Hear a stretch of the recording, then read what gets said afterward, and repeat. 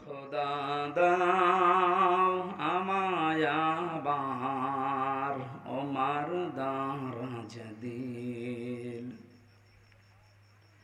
দাওয়ালের মতো বীর সেনানি জাগাতে নিখিল দাও খোদা দাও আমায় আবার ওমার দারাজ দিল হামজাকে দাও ঘরে ঘরে জীবন দিতে ওয়াকাতরে আবার কাবা ভাঙতে এলে পাঠাওয়া বাবিল দাও খোদা দাও আমায় আবার ওমার দারাজ দিল সচ্চাই মান দিয়ে পাঠাও শত সাহাবা তাদের দেখে বিশ্ব আবার বলুক মারহাবা আবার পাঠাও আবু বকর ফিতনা ফাসাদ শোক সমর অনড় অটুট পাহাড় সম দাও সে মনের মিল দাও খোদা দাও আমায় আবার ওমার দারাজ দিল। সহজ সরল মানুষগুলো জান্নাতে যাবে আগে। বাংলাদেশের ৬৪ জেলার ভেতরে রংপুর বিভাগে যে ৮টা জেলা আছে, এই জেলার মানুষগুলোকে অন্যান্য বিভাগের মানুষেরা একটু সরল মনে করে একটা নাম দিয়েছে। নামটা যাই হোক, আপনারা সরল এই কারণে দিয়েছে। ২ নম্বরে, বাংলাদেশের অন্যান্য বিভাগের তুলনায়, বিশেষ করে চট্টগ্রাম, ঢাকা, সিলেট এর তুলনায় রংপুর বিভাগের মানুষেরা তুলনামূলক একটু গরিব। আর নবীজি জানিয়েছেন গরিব মানুষ ধনী মানুষের চাইতে ৫০০ বছর আগে জান্নাতে যাবে। সহজ সরল একদিকে, গরিব আর একদিকে, সব দিকে আপনাদের লাভ আছে। এই জন্য আল্লাহ যে একটা নিয়ামত দিলেন, ৫০০ বছর আগে জান্নাতে যাওয়ার একটা ঘোষণা নবীর মাধ্যমে আপনারাই পেয়েছেন এই দেশে। বলেন আলহামদুলিল্লাহ। অনেকে মনে করছে হুজুর হাওয়া দিচ্ছে, হাওয়া না, এটা হাদিস। ওনারা সত্যিই যদি ঈমান আর আমল ঠিক রাখতে পারে, চট্টগ্রাম, সিলেট, ঢাকা বিভাগের তুলনায় আমার এ হাদিস অনুযায়ী বলতে পারি আমরা ৫০০ বছর আগে জান্নাত পাবো ইনশাআল্লাহ। আমার বাড়ি খুলনা বিভাগে, আমরাও গরিব মানুষ, আপনাদের পেছনে আমরাও আছি। সম্মানিত ভাইরা, এই দেশটা নিয়ে গোপন একটা ষড়যন্ত্র চলছে। মাননীয় প্রধানমন্ত্রী শেখ হাসিনা 14 দলের সাথে কয়েকদিন আগে একটা গোপন মিটিং ছিল। শেষের ৪-৫টা কথা আপনারা অনেকে শুনেছেন, জেনেছেন এবং এখনো জানছেন। উনি আশঙ্কা পেশ করেছেন জাতির সামনে।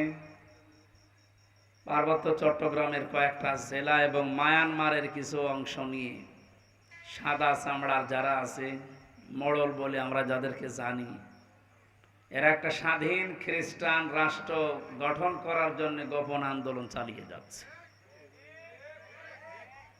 আপনাদের রংপুর বিভাগে বিশেষ করে লালমনিরহাট, কুড়িগ্রাম এই 2টায় ওদের মিশন চলছে এখনো গোপনে, খ্রিস্টান মিশনারির মাধ্যমে, কাদিয়ানীদের মাধ্যমে।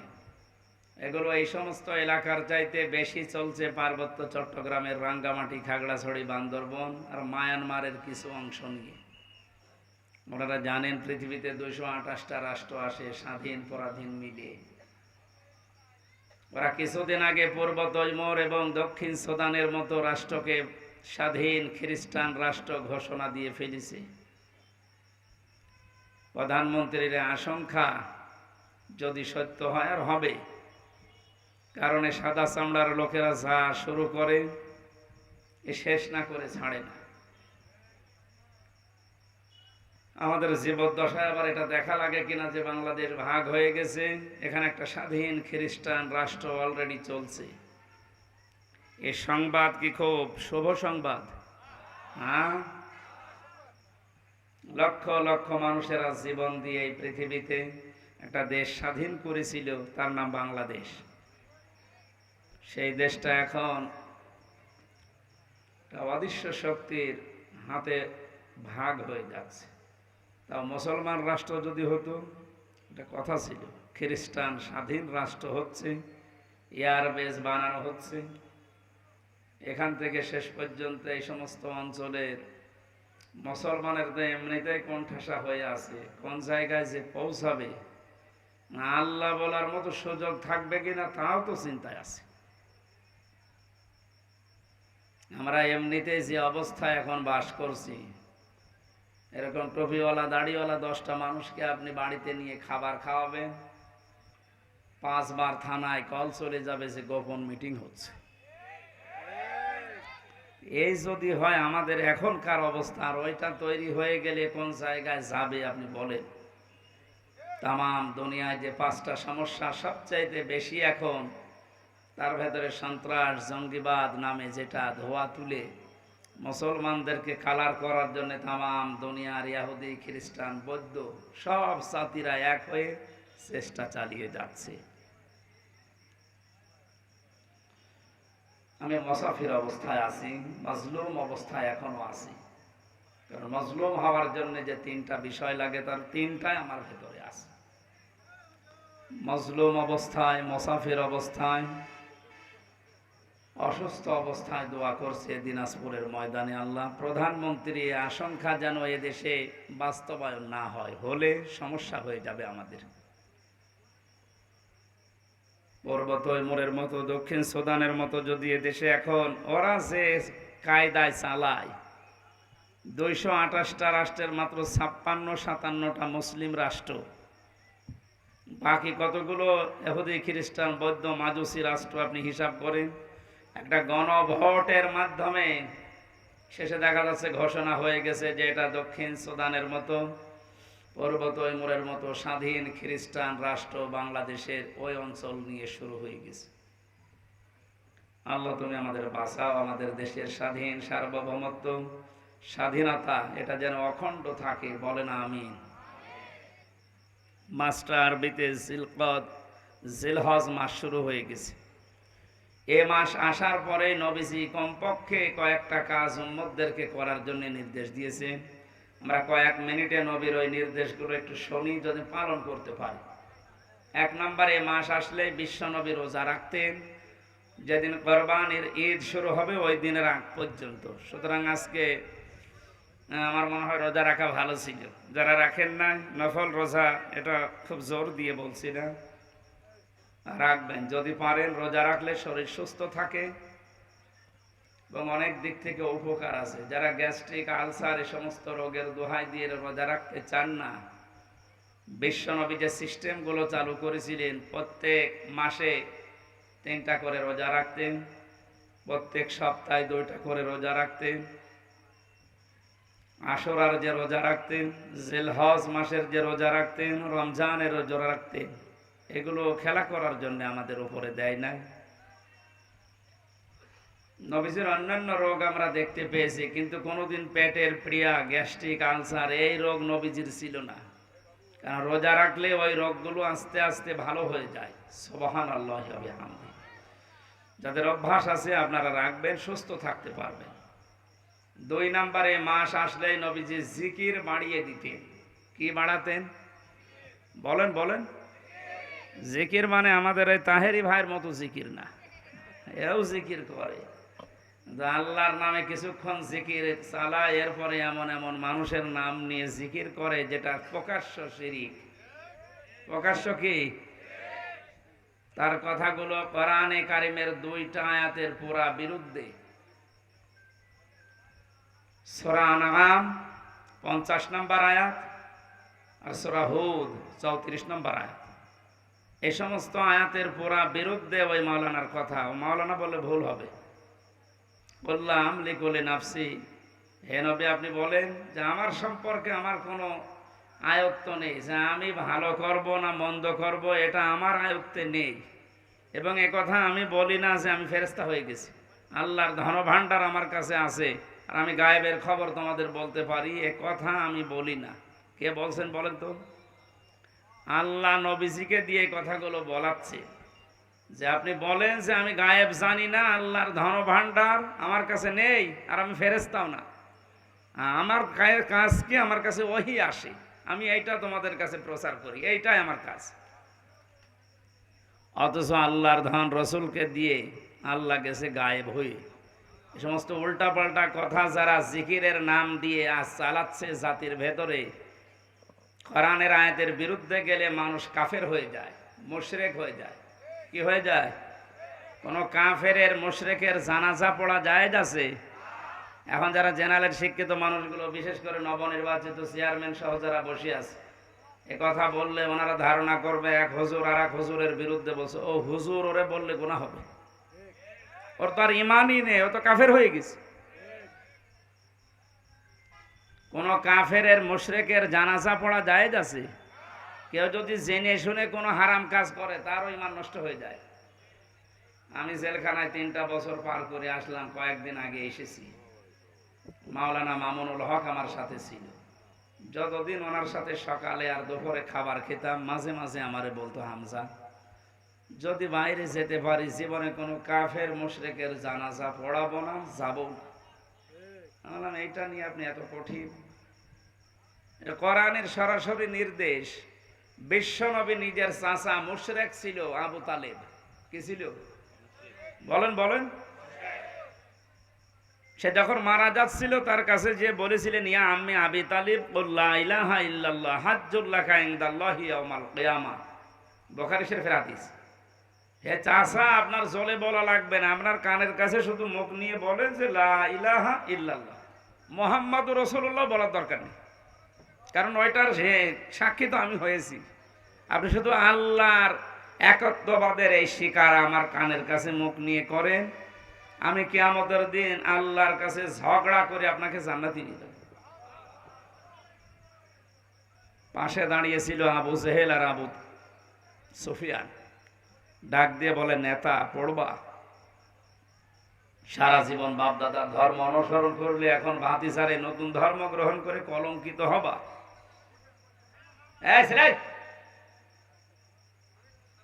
আমি কি আর কি মারছি? কথা বলেন কোন কারণ? আপনি যে যেখানে আছেন ওখানে বসেন, না দাঁড়িয়ে থাকেন, কথা বলবেন না। মাত্র 1 ঘন্টা আমরা কথা বলবো।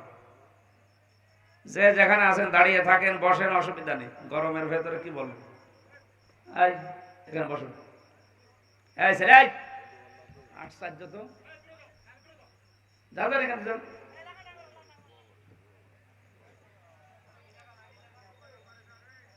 এটা কি ডিজে গানের অনুষ্ঠান? আপনি লিখে দিয়েছেন কি? এটা পুরা এখন ইবাদত চলছে। এ মানুষগুলো এত বড় গুরুত্বপূর্ণ কাজ সব বাদ দিয়ে এত ব্যস্ত মানুষ যদি এখানে বসে থাকতে পারে চাতক পাখির মতো, আপনি সলিমতি কি হয়েছে আপনার? একটা কথা বলে দেখেন, এবার আসল নাম বলে দেব, একেবারে নিশ্চয় হয়ে যাও। বিশ্বনবীর দিকে তাকিয়ে বলেন, ভাতিজা আমি তোমাকে ভালোবাসি, কিন্তু তোমার এই কালেমাটা আমি পড়তে পারলাম না, তুমি আমারে মাফ করে দিও। দিনাজপুরবাসী মাফ করার একচ্ছত্র মালিকানা কার? নবীজির আছে। নবীজি কাউকে মাফ করতে পারে? নবীজির মন খারাপ হয়ে গেল। সঙ্গে সঙ্গে জিবরাইল এসে সূরা কাসাসের 56 নম্বর আয়াতটা নাযিল করলেন, ইন্নাকা লা তাহদি মান আহাবাবতা ওয়ালাকিন্নাল্লাহা ইয়াহদি মাইয়াশা ওয়া হুয়া আ'লামু বিল মুহতাদিন। আল্লাহ পাক বলেন, হে নবী আপনি মন খারাপ করেন, এটা আপনার চাচা আমি জানি। এ সারা জীবন আপনাকে কোলে নিয়ে কাঁখে নিয়ে চুমা দিয়ে লালন পালন করেছি, আমি দেখেছি। হেদায়েত আপনার হাতে ছেড়ে দেয়, নিজে যাকে ভালো লাগে তাকে দিয়ে দেবেন। এটা আমি আল্লাহ আমার নিজের হাতে রেখেছি। আমি যাকে ভালোবাসি, আমি যাকে মনে করি, ইচ্ছা করি, তার হেদায়েত দেয়। আর আমি আপনার চাইতে ভালো জানি যে হেদায়েত পাবে কে। আপনি আপনার চাচা মনে করে বারবার চেষ্টা করছিলেন যে কানের কাছে মুখ নিয়ে হলেও অন্তত একবার বললেও আপনি তারে জান্নাতে নিয়ে যাবেন আমার সাথে বলে। কিন্তু লোকটার অবস্থা তো আমি জানি। আপনার দিকে তাকিয়ে ও নেতাদের দিকে তাকিয়ে সিদ্ধান্ত পাল্টিয়ে ফেলেছে। এই অবস্থায় মারা গেল। নবীজি আবু তালিবের কবরের পাশে দাঁড়িয়ে পর্যন্ত দোয়া করেছিলেন, হে আমার মাবুদ, আমার চাচা আবু তালিবকে তুমি মাফ করে দাও। সঙ্গে সঙ্গে ফেরেশতা জিবরাইল এসে বলে, হে নবী, হাত নামান। কার জন্য হাত তুলেছেন? এই লোকটা আপনার চাচা, আল্লাহ তো ভালোভাবে জানে, কিন্তু লোকটা তো মুশরিক। লোকটা কি বলেন না কেন? মা কানা লিন নাবিয়্যি ওয়াল্লাযীনা আমানু আইয়াস্তাগফিরু লিল মুশরিকিনা ওয়ালাউ কানু উলি কুরবা ইলা আখিরি আয়াত। সূরা তাওবা 11 নম্বর পারার 4 নম্বর পৃষ্ঠা 4 নম্বর লাইনের 113 নম্বর আয়াতের প্রথম অংশে আছে। তাফসীর ইবনে কাসির থেকে বলছি, আল্লাহ পাক বলেন, হে নবী, কোন নবীর জন্য, কোন ইমানদারের জন্য এটা জায়েজ না, শোভনীয় না, উচিত না, বৈধ না যে কোন মুশরিকের জন্য আমি আল্লাহর কাছে ক্ষমা চাবে, যদিও ওইটা নিজের নিকটাত্মীয় হয়। এটা আপনার চাচা, আমি তো জানি আপনার আপন চাচা, কিন্তু লোকটা মুশরিক। আপনার জন্য শুধু না, কিয়ামত পর্যন্ত এই আয়াতটা কোরআনে থাকবে। ইমানদার যারা, তারাও যেন মুশরিকের জন্য দোয়া না করে, ক্ষমা না চায়। এই আয়াত আমি বানালাম। হ্যাঁ, আপনি একটু চিন্তা করেন তো, যে নবী হাত তুললে আল্লাহ ফেরত দিয়েছে, আমি কোনোদিন পাইনি। ওনার হাতও তোলা লাগে নাই, মনের ভেতরে কামনা বাসনা আসলেই কবুল হয়ে যেত। আমরা জানি যে কাবা শরীফ বাদ দিয়ে নবীজি 16 থেকে 17 মাস পর্যন্ত বাইতুল মুকাদ্দাসের দিকে নামাজ আদায় করেছিলেন। হঠাৎ আসরের নামাজের সময় 2 রাকাত হয়ে গেছে, মনের ভেতরে একটা কামনা এসেছে, আল্লাহ, আমি যদি কাবার দিকে ঘুরে নামাজ পড়তে পারতাম, আমি শান্তি আরো বেশি পেতাম। সঙ্গে সঙ্গে কোরআনের আয়াত আল্লাহ নাজিল করেছেন নামাজের ভেতরেই, قد نرى تقلب وجهك في السماء। হে নবী, আপনি বারবার আকাশের দিকে তাকান কেন? আমি বুঝি 2 রাকাত নামাজ হয়ে গেছে, আপনার মনের আকাঙ্ক্ষা অনুযায়ী বাকি 2 রাকাত নামাজ আপনি কাবার দিকে নামাজের ভেতরে ঘুরে পড়েন। কাবা শরীফ হয়তো আমরা মনে করছি এই দিকে, ওই সময় বাইতুল মুকাদ্দাস ছিল এইদিকে, উনি নামাজের ভেতরে ঘুরে গেছে। এখানে কয়েকটা শিক্ষা ছিল, আমি ওইগুলোর দিকে না, আমার মূল কথা ছিল নবীজি হাতও তোলেন নাই, মনের ভেতরে কামনা বাসনা আসলে যদি কবুল হয়ে যায়, সেই নবী হাত তুলে দাঁড়িয়ে আছে, বসে আছে, নিজের আপন চাচার জন্য আল্লাহ হাত ফেরত দিচ্ছে। আপনার একটু চিন্তা আসে না কেন? নিজের আপন চাচা, নবীর, সাধারণ মানুষের না, তাও সারা জীবন এত বেশি বিশ্ব নবীকে লালন পালন করেছিল। লাগবে না ভাই, বসেন, আমি কিন্তু পরে জিজ্ঞাসা করব কি বলছি আজকে, খালি 1.5 ঘন্টা বসে থাকা না। আমি যে 12-13টা শিক্ষা বের করবো, শেষে আপনারে বলবো। বাতাস দেওয়া ছিল না। দিনাজপুরবাসী বিশ্বনবী মুহাম্মদ রাসূলুল্লাহর মতো এরকম নামি দামি মানুষের চাচা মারা গেলে যদি আল্লাহ হাত ফেরত দেয়, চাচা মুশরিক, আমি হামজার মতো, এমনকি কাবা শরীফের ইমাম এখন আব্দুর রহমান সোদাইসিকে দিয়েও যদি কেউ মুশরিকের জন্য দোয়া করে, ওইটা কবুল হবে। অথচ টাটকা মুশরিক বাংলাদেশে মরে যায়, আর আমরা দোয়া করে গরু জবাই করে জান্নাতে দিয়ে আসি, মনে হয় কন্ট্রাক্টরই নিয়েছে। জান্নাত তো আমাদের বাবার নাকি? এটা পুরাটা ধোঁকাবাজি। খালি আপনাদের এই গরু ছাগল গুলো নষ্ট হয়, তারা কিচ্ছু হয়। এই জন্য এত কড়া ছিলেন, বারবার বলতেন হামজা কোন মুশরিকের জন্য আমি জানাজায় যাব না, এমনকি জানাজা পড়াবো না। আমাদের উচিত হচ্ছে আমাদের ঈমান যেন নষ্ট হয়ে না যায়, আর যায় নষ্ট হোক।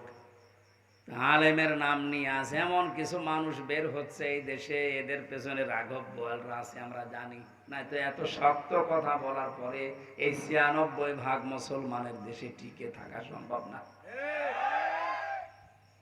যে কথাগুলো বলা হয় গেছে, অথচ এর বড় কিছু আবেগলা নারী পুরুষ তার পেছনে আছে না নেই? বাংলার মুসলমানেরা হুশ আপনাদের কবে আসবে আমি জানি না, এখনই আপনাদের বিবেককে কাজে লাগান। ওয়াকালু লাউ কুন্না নাসমাউ আও নাকিলু মা কুন্না ফি আসহাবিস সাঈর। সূরা মুলকের ১০ নম্বর আয়াতটা একটু ভালো করে খেয়াল করেন, আল্লাহর কথা। জাহান্নামে সাঈরের দরজা দিয়ে যখন মানুষ প্রবেশ করবে, দারোয়ান ফেরেশতা মালিক জিজ্ঞাসা করবে যে কেন এসেছেন আপনি জাহান্নামে সাঈরে। আমি এর আগে অনেকবার বলেছি জাহান্নাম একটা, জাহান্নামের দরজা ৭টা। নিয়ে আসেন, আসেন যারা দায়িত্বে আছেন, এ থানার ওসি সম্মানিত ওসি ফরিদুল স্যার কই আসতেছেন, আসেন আমাদের স্টেজে আসেন, চেয়ারে নিয়ে। আমরা যে কথাটা বলছিলাম, শিরিক যদি কোনো মানুষ করে, এ লোকটা যদি মুশরিক সত্যি সত্যি প্রমাণ হয়ে যায়, এর জানাজা পড়া, এর জন্য দোয়া করা হারাম। আর কেউ যদি জেনে শুনে কোনো হারাম কাজ করে, তার ঈমান নষ্ট হয়ে যায়। এ পর্যন্ত বুঝেছেন? সুতরাং যারা জাতিকে আর শিরিকের দিকে ধাবিত করছে জিকিরের নাম নিয়ে, জিকির হবে কার নামে বলেন তো? আল্লাহ বাদ দিয়ে কেউ যদি আলী বাবা, শাহ আলী বাবা, দয়াল বাবা, পাগলা বাবার নামে জিকির করে, ও শিরিক করছে না? আর শিরিক করলে তাকে বলা হয় মুশরিক। আর মুশরিকের জানাজা পড়া, দোয়া করা জায়েজ আছে? এখন তো ফতোয়া আপনারা দিতে পারবেন। এই জন্য জিলহজ মাস শুরু হওয়ার পরে নবীজি যে ২ নাম্বার কাজ বেশি করতেন সেটা জিকির, কিন্তু এটা হওয়া লাগবে কার নামে? আরো জোরে। জিকিরের শব্দ আমরা কোরআন হাদিসে পেয়েছি মাত্র ৪টা, সুবহানাল্লাহ, আলহামদুলিল্লাহ, লা ইলাহা ইল্লাল্লাহু, আল্লাহু আকবার। জিকিরের শব্দ কয়টা বলেন তো? জিকিরের সিস্টেমও আছে ৪টা। যেমন তেমন ভাবে যা তা করে আপনি করবেন, এটা ইবাদত হবে না। কারণ এই জিকির তো আর খেলা তোলা জিনিস না, এটা একটা ইবাদত। এটা কি? নামাজে দাঁড়িয়ে যেমন এদিক ওদিকে তাকালে নামাজ হয় না, কথা বললে নামাজ হয় না, হাসলে নামাজ হয় না, হয়? বলেন। নামাজের ভেতরে যদি মন এদিক ওদিকে চলে যায়, আমলে কাসির হয়, তাও নামাজ হয়। তাহলে ওটা যদি ইবাদত হয়, জিকিরও কি? জিকির যদি ইবাদত মনে করে কেউ করে থাকেন, শব্দ হচ্ছে জিকিরের, আবার বলেন তো কয়টা? বলেন। সিস্টেম ৪টা। ১ নম্বরের শব্দ হচ্ছে আযকুর রাব্বাকা ফি নাফসিকা তাদাররুআ ওয়া খিফাতা ওয়া দুনাল জাহরি মিনাল কওলি ইলা আখিরি আয়াত। সূরা আরাফের ২০৫ নম্বর আয়াতের প্রথম অংশে আছে, হে নবী আপনার রবকে আপনি যখন ডাকবেন মনে মনে ডাকবেন। কিভাবে? দিনাজপুরবাসী এটা রেকর্ড হচ্ছে, কালকে সারা দুনিয়ায় ছড়াবে। সবাইকে উদ্দেশ্য করে বলছি, জিকির যেহেতু ইবাদত, আরে জিলহজ মাস আসলে নবীজি এটা বাড়িয়ে দিতেন। সুতরাং পদ্ধতি নেওয়া লাগবে নবীর কাছ থেকে, কোনো বাবার কাছে না। ১ নম্বরে শব্দ কি? সুবহানাল্লাহ। ২ নম্বরে আলহামদুলিল্লাহ। ৩ নম্বরে লা ইলাহা ইল্লাল্লাহ। ৪ নম্বরে আল্লাহু আকবার। এর বাইরে কোনো জিকিরের শব্দ নেই, যদি থাকে ওগুলো দোয়া দরুদ। আমি কিছুক্ষণ আগে যেটা বললাম ওটা কোরআনের আয়াত, দোয়া হিসাবে আমরা পড়ি রব্বানা আতিনা ফিদ দুনিয়া হাসানা, দুনিয়ায় আমাদের কল্যাণ দাও। ওটা একটা দোয়া, আমরা পড়ি কোরআনের আয়াতকে দোয়া হিসাবে। আর জিকির এটা ইবাদত, এটা নামাজের মতো, হজের মতো, যাকাতের মতো। এটা কি বলেন? শব্দ যে চারটা বললাম, এর বাইরে কোন শব্দ আছে? এমনকি ইয়া রাসূলুল্লাহ, ইয়া রাসূলুল্লাহ জিকির করা হারাম। জিকির রসুলের নামে নেই, রসুলের নামে আছে দরুদ শরীফ। রসুলের নামে কি জিকির? শুধুমাত্র করা লাগবে কার নামে? উযকুরুল্লাহা কামা আল্লামাকুম। জিকির করো ওইভাবে যেভাবে আল্লাহ শিখিয়েছেন। তা আল্লাহ সূরা আরাফের 205 নম্বর আয়াতে তো শিখিয়ে দিলেন আপনার রবের জিকির করবেন মনে মনে। 2 নম্বরে ভীত সন্তুষ্ট হয়ে, 3 নম্বরে কান্না জড়িত কণ্ঠে, 4 নম্বরে উচ্চ আওয়াজ বাদ দিয়ে। এই রেকর্ডকে তো বিষয় ছড়িয়ে দেবেন কালকে। সারা পৃথিবীর মুসলমানদেরকে বলছি, যেখানে যান এই 4টা সিস্টেমের বাইরে যদি কেউ জিকির দেয়, ওটা জিকির না, ওটা ওর ফিকির। আমি আশা করি এটা ক্লাস চলছে, আপনি ছাত্রের মতো বুঝেছেন, নাকি আমি রিপিট করব? এক ছাত্র এসে কাঁদছিল বাবার কাছে, জিজ্ঞাসা করছে কি কাঁদো কেন? কথা বলে না। কি কাঁদো কেন, কিছু বলো। সে রেজাল্ট দিয়েছে। রেজাল্ট দিয়েছে তো ভালো, ফেল করেছে না পাস করেছে? ছেলেটা বলছে আব্বা ফেল করলে তো কথা ছিল, ছিলাম 5-এ, নামিয়ে দিয়েছে 3। এরকম ছাত্র নয় তো আপনার? আবার আমি যা বলছি মনে থাকতেছে? সকালবেলা থেকে জীবনে কার্যকারী করা লাগবে। সুতরাং জিকিরের নামে উল্টা পাল্টা সবচাইতে বেশি এটা ভেজাল চলে বাংলাদেশ, ভারত আর পাকিস্তানে। পৃথিবীর বহু জায়গায় আমি আল্লাহর রহমতে গেছি, পাইনি। জিকির একটা ইবাদত, ওরা ইবাদতের মতো করে। অথচ এই 3টা দেশে এমন এমন জিকির চালু করেছে যে কোনো কোরআনে নেই, হাদিসে নেই, করলেই মানুষ মানে ঈমান হারা হয়ে যায়। আল্লাহর নাম বাদ দিয়ে ইয়া আলী বাবা, শাহ আলী বাবা, কি বাবা বাবা নাম তুলিস আল্লাহ জানে। আল্লাহ আমাদেরকে বোঝার তৌফিক দিন, বলেন আমিন। জাহান্নামের এই মালিক যে দারওয়ান ফেরেশতা দাঁড়িয়ে আছে, ও কিন্তু জিজ্ঞাসা করবে যে কেন আসলে এখানে। ওরা 2টা কথা বলবে। যারা জাহান্নামে যাবে তারা কথা বলবে কয়টা? তারা বলবে আমরা 1 নম্বরে শোনার পরে না শোনার ভান করে থাকতাম। এই চরিত্রের মানুষ দেশে নেই? আছে মানে আমরা এদেশে কোরআন হাদিসের কথা কম বলা হয়? তো অধিকাংশ মানুষ শোনার পরে না শোনার ভান করে থাকে। অমানা যুলামু মিম্মান ইফতারা আলাল্লাহিল কাযিবা ওয়া হুয়া ইদআ ইলাল ইসলাম। সূরা সাফের 7 নম্বর আয়াতের প্রথম অংশে আল্লাহ জানিয়েছেন, এ পৃথিবীতে আমি আল্লাহর ভাষায় সবচাইতে বড় জালেম হচ্ছে ওই লোকটা যাকে ইসলামের দিকে ডাকা হয়, আহ্বান করা হয়, অথচ এই লোকটা ঘাড় ঘুরিয়ে অন্যদিকে চলে যায়। আর এই চরিত্রের মানুষ আমাদের দেশে বেশি। জাহান্নামে লাজার বর্ণনা পড়েছিলাম কোরআনে কারিমের সূরা মারিজে।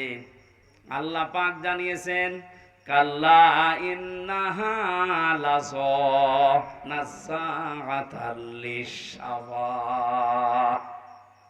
জাহান্নামের লাজা একটা দরজার নাম। এখানে ওসি সাহেব আছে, চেয়ারম্যান আছে, জেনারেল শিক্ষিত মানুষ। ওনারা যদি জিজ্ঞাসা করেন জাহান্নাম কয়টা, আমার মনে হয় 1 বাক্যে বলবে 7টা। জিজ্ঞাসা করে দেখেন। অথচ কোরআনে কারিমে, হাদিসে, আমি তো কোরআনের উপরে অনার্স মাস্টার্স করেছি, আমি দেখেছি পড়া কোরআনে কোন জায়গায় জাহান্নাম 7টা এ কথা নেই। লাহা সাবাআতু আবওয়াব। আল্লাহ বলেন জাহান্নামের দরজা 7টা। কয়টা? লিকুল্লি বাবিম মিনহুম জুজউম মাকসুম। পৃথিবীতে যে যেই ধরনের অপরাধ করবে, গুনাহ করবে, আল্লাহ তাকে ওই দরজা দিয়ে প্রবেশ করিয়ে শাস্তি দেবে। এখানে যে বর্ণনা চলছে, কোন দরজা? লাজা। বলেন বলেন। আগেরটা গেল সাগীর। 2টা কারণে আল্লাহ সাগীর নামে ওই দরজা দিয়ে প্রবেশ করিয়ে শাস্তি দেবে। 1 নম্বরে যারা শোনার পরে না শোনার ভান করে থাকতো। 2 নম্বরে যারা তাদের আকল, তাদের কমন সেন্স, যাদের বিবেক কাজে লাগাতো না দুনিয়ায়, এই দুইটা গুণ যাদের তাদের সাবিরে আল্লাহ দেবে। আল্লাহ চাই দেওয়ার জন্য দুইটা গুণ আমরা পেয়েছি। এক নম্বরে তাদউ মান আদবারা ওয়া তাওয়াল্লা, জাহান্নামে লাজার এই দরজা তাদেরকে ডাকবে যারা সত্যকে সত্য জানার পরও ঘাড় ঘুরিয়ে চলে যেত। আর এটাও বাংলাদেশে বেশি। আমাদের জাতির পিতা হযরত ইব্রাহিম নবী আলাইহিস সালাম, তিনি আমার আল্লাহকে খোঁজ করার জন্য নিজের তরফ থেকে চেষ্টা করে করে খুঁজে নিয়েছিলেন। কখনো রাতের বেলা আকাশের তারকা, চাঁদ, দিনের বেলায় সূর্য, গাছ, এ সমস্ত জিনিসগুলো দেখে দেখে যেই অস্ত্রমিত হয়ে যেত, বলতো না যা ডুবে যায় সেগুলো আমার মালিক হতে পারে না। তিনি শেষে ঘোষণায় দিয়েছিলেন, হে আমার জাতির লোকেরা শুনে রাখো, ইন্নী ওয়াজ্জাহাতু ওয়াজহিয়া লিল্লাযী ফাতারাস সামাওয়াতি ওয়াল আরদা হানিফা।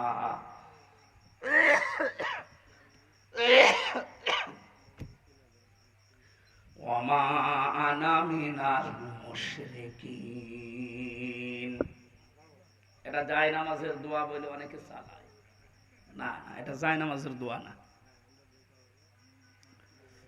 এখানে অনেকগুলো বিষয় শেখার আছে। যারা ইসলাম সম্পর্কে না জেনে এরকম উল্টাপাল্টা কাজ ইবাদত মনে করে করেন, এগুলো বেদাত হবে। এটা কি যায় নামাজে দাঁড়ানোর দোয়া? এটা কোরআনে কারিমের সূরা আনআম ৭৯ নম্বর একটা আয়াত। এই আয়াতটার ভেতরে তিনটা বিষয় আল্লাহ মানুষকে জানাতে চেয়েছেন। মানুষ যখন মেন্টালিটি ঠিক করবে, নামাজে দাঁড়ানোর প্রস্তুতি নেবে, তখন যেন আল্লাহু আকবার বলার পরে এই দোয়াটা আগে পড়ে, এরপরে নামাজ শুরু করবে। আল্লাহকে বলা লাগে যে ইন্নী ওয়াজ্জাহাতু, আমার চেহারা আমি ঘুরিয়ে দিলাম। চেহারা মানে শুধু এটা না। এই যে আমরা জানি যে মুসলমান, তামাম দুনিয়ার সব মুসলমান একটা শরীরের মতো। একটা শরীরের মতো কোনো জায়গায় যদি আঘাত লাগে, শরীরের মাথা যেমন টের পায়, তামাম দুনিয়ার মুসলমানের কোনো জায়গায় যদি আঘাত লাগে, বাংলাদেশ থেকে অন্তত আপনি এটা টের পাবেন। আমি কয়েকদিন আগে একটা ঘটনা শুনছিলাম। চিত্রনায়ক ছিল মিঠুন, নাম শোনেননি? এই লোকটা পরবর্তীতে সিনেমা জগৎ ছেড়ে দিয়ে, চলচ্চিত্র বাদ দিয়ে চলে আসে ইসলামের লাইনে। ওনার ব্যক্তিগত একটা কাহিনী শুনলাম। একজন মারা গেছে, ওনার কাছে খবর দেওয়ার পরে বলছে একটা লোক বিপদে পড়েছে, পড়ে যাও, মারা গেছে। উনি ইন্না লিল্লাহ পড়লেন না, একটু আফসোস করবেন, করেন। কি হয়েছে ভাই আপনার? একজন মারা গেল, বিপদে পড়লো, আপনি ইন্না লিল্লাহ পড়ে বা অন্য কোনো কিছু বলে? বলছে না, আমার মনের ভেতরে তো ওই রকম কিছু আসতেছে না। কারণ আল মুসলিম আখুল মুসলিম, মুসলমান মুসলমানের ভাই। নবীজির হাদিস ছিল তামাম পৃথিবীর সব মুসলমান একটা শরীরের মতো। শরীরের কোন জায়গায় আঘাত লাগলে যেমন তামাম শরীরে খবর হয়ে যায়, তা আপনি আমাকে খবর দিলেন যে একজন মুসলমান বিপদে পড়েছে, মরে গেছে।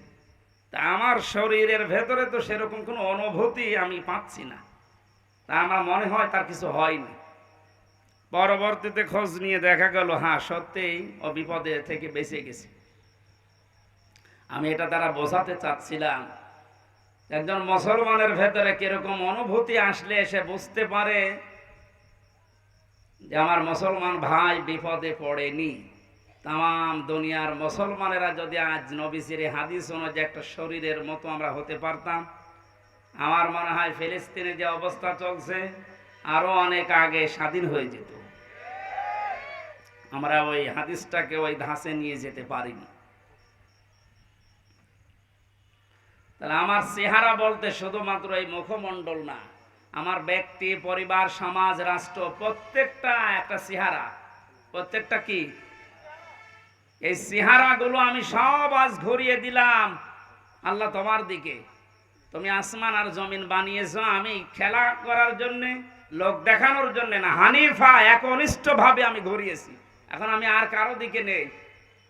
আমি চীনের দিকে নেই, আমেরিকার দিকে নেই, রাশিয়ার দিকে নেই, ভারতের দিকে নেই, আমি আছি তোমার দিকে। এই কথা বলে মানুষ একটা নামাজে দাঁড়ায় আল্লাহু আকবার বলার পরে এই কথা বলতেছে, ও কোন জায়গায় আছে আপনি টের পাচ্ছেন? আল্লাহর সামনে সরাসরি দাঁড়িয়ে, ওমান আমিনাল মুশরিকিন, আর বলছে আল্লাহ আমি কিন্তু মুশরিক না।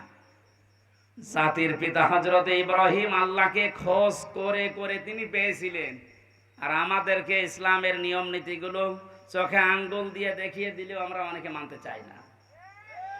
আমি এটা বোঝাতে চাচ্ছিলাম, জাহান্নামে লাজার এই দরজা তো তাদের ডাকবে যে মানুষগুলোকে সত্য জানার পরও যারা অহংকার করে ঘাড় ঘুরিয়ে দুনিয়া থেকে মুখ ফিরিয়ে চলে।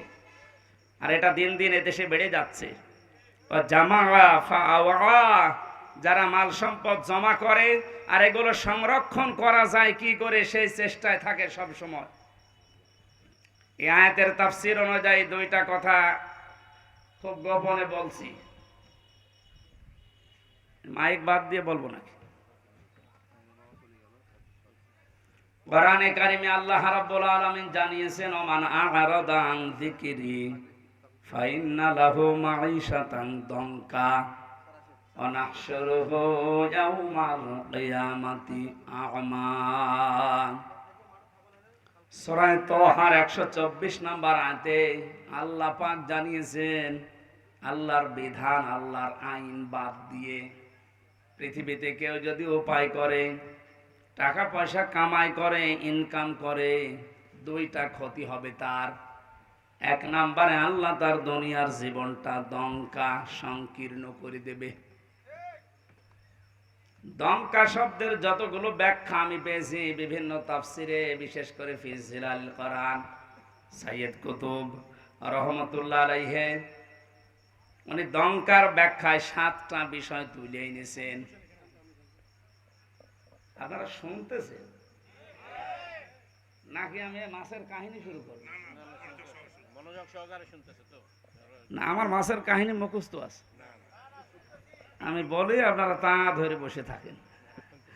এটা ক্লাস চলছে, বললাম না 1 ঘন্টার কোরআনের একটা ক্লাস চলছে, ক্লাসের মতো আরো অ্যাক্টিভ হয়ে থাকেন, সব বাদ দেন। যারা ইনকাম করবে অবৈধ দুনিয়াতে উল্টা পাল্টা, তাদের এই ইনকামের বিষয়ে দঙ্কা দিয়েছেন আল্লাহ। কি দিয়েছেন? এটা মনে হয় ফেরেশতাদের জন্য। কাদের জন্য? যেহেতু ইনকাম উপায় আমরা করি, আর কোরআন আল্লাহ আমাদের উপরে নাযিল করেছে, আর এই কোরআনে এই আয়াত আছে সূরা তাহা 19 নম্বর পৃষ্ঠা 124 নম্বর আয়াত। কিছুই লাগবে না ভাই।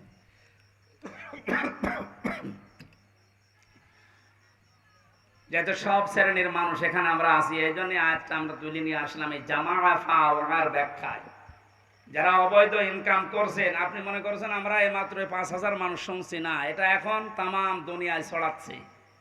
সবাইকে উদ্দেশ্য করে বলছি, যারা অবৈধ ইনকাম এখনো থামাননি, থামেন।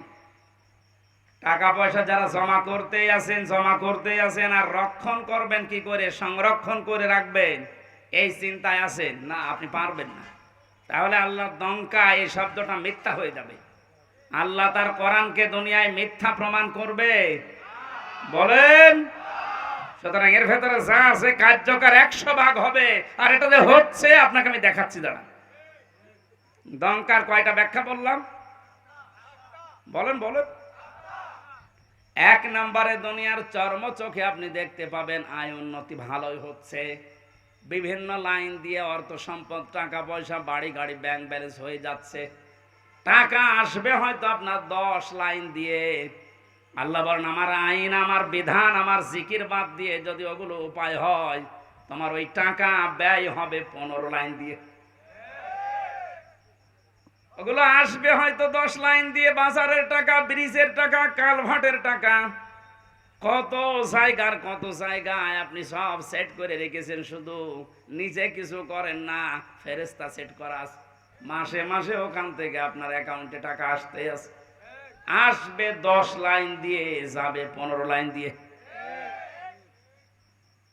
2 নম্বরের ব্যাখ্যা, যারা অবৈধ ইনকাম করে তাদের এই অবৈধ জিনিস আল্লাহ দুনিয়াতে তাদের ভোগ করতে দেয় না।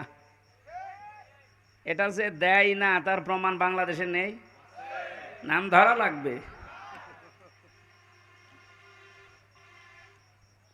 সাবেক এই লোকটা গোপালগঞ্জের 4 ভাগের 1 ভাগ নিচে কিনে নিয়েছিল। এই, অথচ ওনার যা বেতন, উনি যদি মরণ পর্যন্ত বেতন পায় তাও তো এই জমি কেনা সম্ভব না। একটা জেলার 4 ভাগের 1 ভাগ যদি একজনের হয় তা আমরা কি ঘাস কাটছি? বলেন, এই লোকটার এখন কি আছে? সব হাইকোর্টের মাধ্যমে সরকার নিয়েছে। বাইরে যা ছিল সেগুলো তো বাজেয়াপ্ত। আমার মনে হয় এখন যদি অবস্থায় থাকে, কয়েকদিন পরে দুদক ডেকেছে, সেসব আর ভিক্ষা করা না লাগে। দমকায় আল্লাহর যে কথা ছিল যে দুনিয়ায় অবৈধ ইনকাম যারা করে ওদের ওই সম্পদ আল্লাহ দুনিয়ায় ভোগ করতে দেয় না, এটা কি আমেরিকায় যে ব্যাখ্যা করা লাগবে? এ দেশে ব্যাখ্যা শুনে বোঝা যাচ্ছে না? দুনিয়ায় যারা 3 নম্বরের ব্যাখ্যা, যারা পৃথিবীর ময়দান থেকে এভাবে উপায় করে, ওদেরকে আল্লাহ অপমৃত্যু দেয়। মানুষগুলো তো ইমান নসিব হয় না, এমন মৃত্যু হয় দুনিয়া আটকে ওঠে।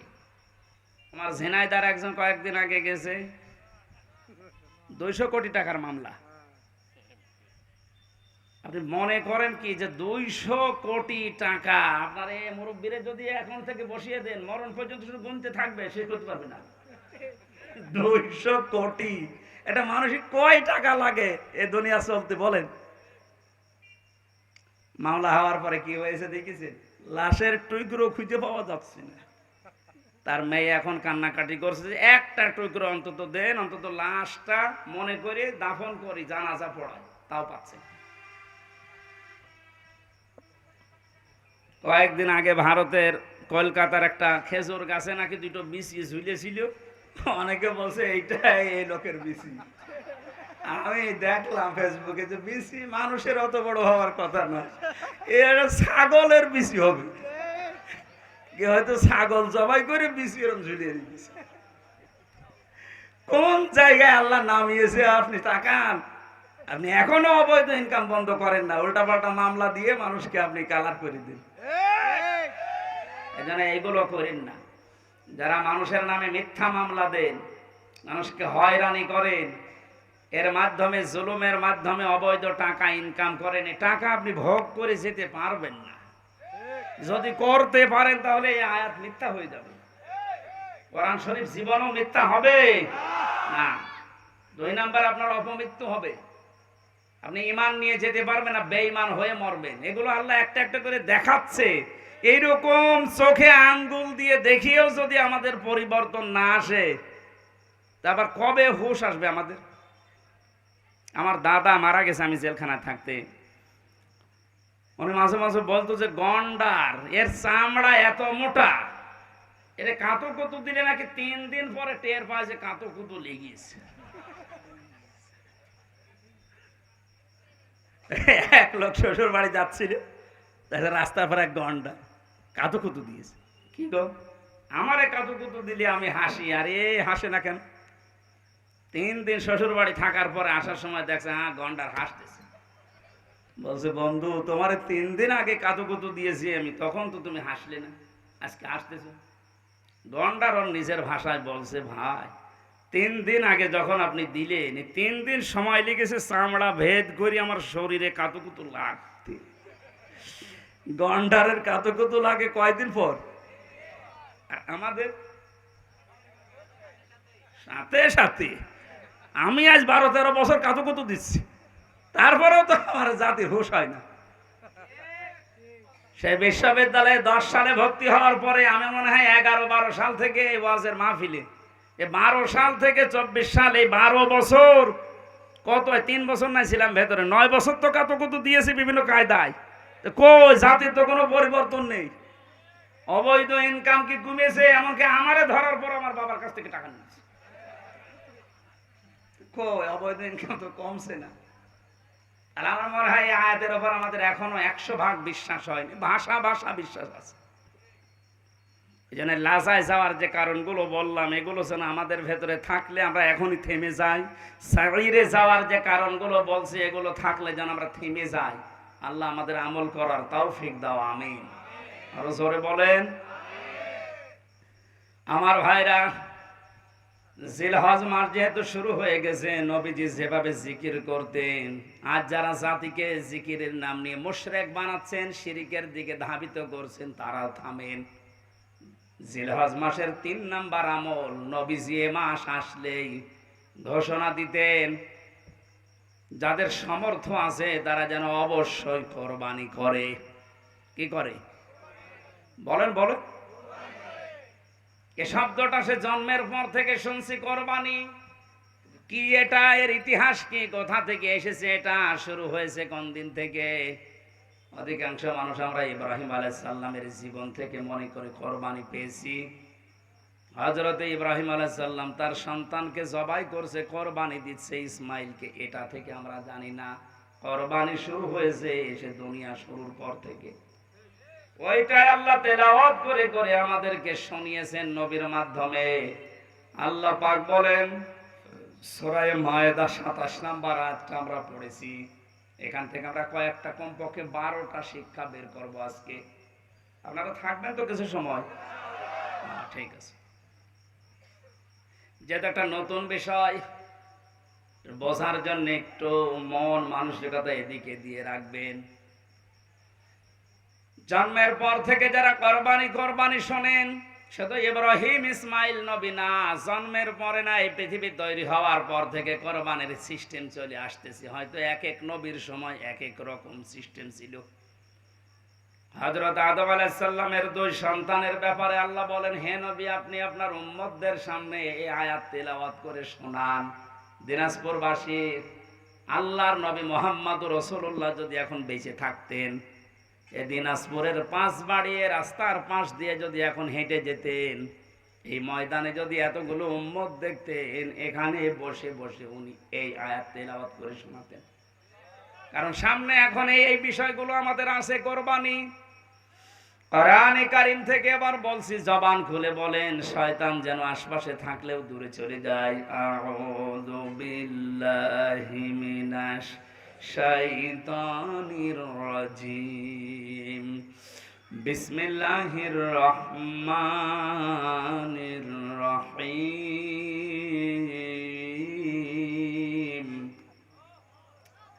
ওয়াতলু আলাইনা বাবানাই আদম বিল হক, ইলা আখিরি আয়াত। সূরা মায়েদা। কোন সূরা? বলেন বলেন। মায়েদা মানে দস্তরখানা। মায়েদা মানে কি? 120টা আয়াত আছে, 16টা রুকু আছে। আমরা মাত্র একটা আয়াত, 27 নাম্বার আয়াতের 1 ভাগ পড়েছি 4 ভাগের। আপনি দেখেন এর ভেতরে কত কথা লুকিয়ে আছে। যদি 1-1.5 ঘন্টা আমি এভাবে বলি, দেখবেন 1-1.5 ঘন্টায় কিছুই হবে না, মনে হচ্ছে শুরু হচ্ছে। একটা আয়াতের 4 ভাগের 1 ভাগে যদি এত কথা আল্লাহ লুকিয়ে রাখে, ওরা কোরআনে কত আয়াত আছে, কত কথা আছে, এইটা কিয়ামত পর্যন্ত হায়াত দিলে আপনি শেষ করতে পারবেন না। আর তার কাছেই মানুষ আসতে চায় না। নামকরণ যেহেতু বললাম, এই জন্য একটু কথা 2-1 মিনিট বলছি। মায়েদা মানে দস্তরখানা। তামাম পৃথিবী আল্লাহ আমাদের জন্য দস্তরখানা হিসাবে বানিয়ে দিয়েছেন। নবীজি আয়াতের ব্যাখ্যা করতে গিয়ে আমি ফি জিলালিল কোরআনে পেয়েছি, বিশ্বনবী মুহাম্মদুর রাসূলুল্লাহ সাল্লাল্লাহু আলাইহি ওয়াসাল্লাম বলেন, কেউ যদি দস্তরখানা বিছিয়ে খাবার খায়, পড়ে যাওয়া খাবারগুলো যদি কেউ খেতে পারে দস্তরখানায়, তাহলে তার জান্নাতের হুরের মহরানা আদায় হয়ে যায়। এই কথা বুঝলে সুবহানাল্লাহ বলছেন তো। দস্তরখানায় পড়ে যাওয়া খাবার উঠিয়ে খেলে জান্নাতের হুরের দেনমোহর আদায় হয়। আপনি এখনো মরেননি, জান্নাত পাবেন কিনা গ্যারান্টিও নেই। অথচ 1500 বছর আগে নবীজি এই কথা আমাদেরকে শুনিয়েছেন যে দস্তরখানায় পড়ে যাওয়া খাবার উঠিয়ে খেলে জান্নাতের হুরের দেনমোহর আদায় হয়। তাহলে আমলটা যদি আজকে থেকে শুরু করি, বিশ্বাস অন্তত করতে পারবো যে আমি আর যাই হোক জান্নাত পাবো। না তো নবীজি কথা বলতেন না। দ্বিতীয় নম্বরে, আমাদের এই শরীরের ভেতরে 360টা হাড় আছে, জোড়া দেওয়া আছে, জয়েন্ট দেওয়া আছে।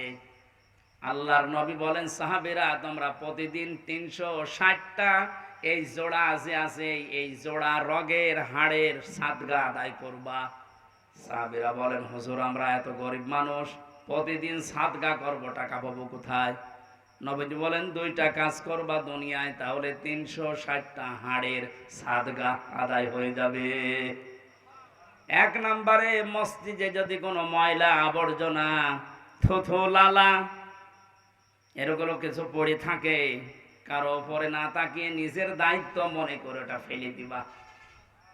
অথচ এই দায়িত্ব এখন শুধু ইমামের, মুয়াজ্জিনের আর খাদেমের। হাদিসকে শুধু ইমাম, মুয়াজ্জিন, খাদেমরা মানবে আর আমরা আল্লাহর ওলি হয়ে গেছি। আজকে থেকে এই যে হাড়গুলোর জয়েন্ট, আপনি কি মনে করছেন এমনি এমনি জয়েন্ট গুলো আল্লাহ দিয়েছে? এভাবে যদি সোজা থাকতো দুনিয়ায় কিছুই ধরতে পারতেন না। এত সুন্দর করে আমার আল্লাহ একটা জিনিস ধরার জন্য 360টা জোড়া দিয়ে দিয়েছেন। এগুলো তো সাদগা আদায় করা লাগবে। আজকে থেকে কোনো মসজিদে যদি ময়লা পড়ে থাকে, নিজের দায়িত্ব মনে করে আপনি তুলে ফেলে দেবেন। সুবহানাল্লাহ বলার যে কায়দা, আমার মনে হয় কিয়ামতের আগে আমল হবে না।